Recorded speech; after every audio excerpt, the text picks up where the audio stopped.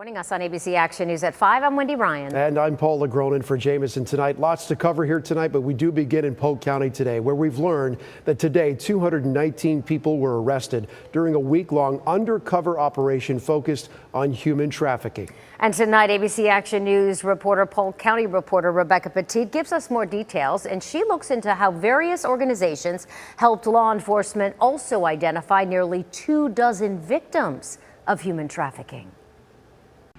Sheriff Grady Judd says this was the single largest undercover operation in the history of the Polk County Sheriff's Office. 219 suspects were arrested during the 7-day human trafficking investigation.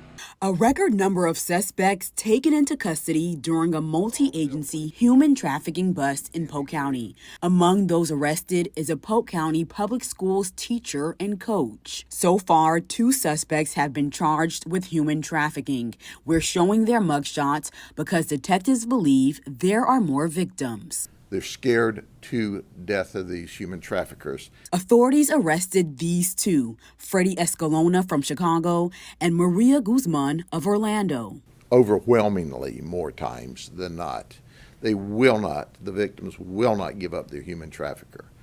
We think it's wonderful this time that we found 2, and we believe we're going to be able to charge 2 more. The sheriff says 21 human trafficking victims have been identified. Florida receives the 3rd highest amount of human trafficking reports in the country, so we are significantly high. Leaders from organizations like One More Child accompany deputies on these undercover operations, helping them determine whether people are being trafficked or sexually exploited. It's critical because we're able to build that relationship immediately, but I say time and time again, our real work happens the day after. Jody Domingue, the executive director of anti-trafficking at One More Child, tells me the organization continues to follow up with victims even years later. We have experts who have lived through the experience of being trafficked or sexually exploited to provide mentorship and life skill services. And finally, we have trauma therapists. In Polk County, Rebecca Petit, ABC Action News.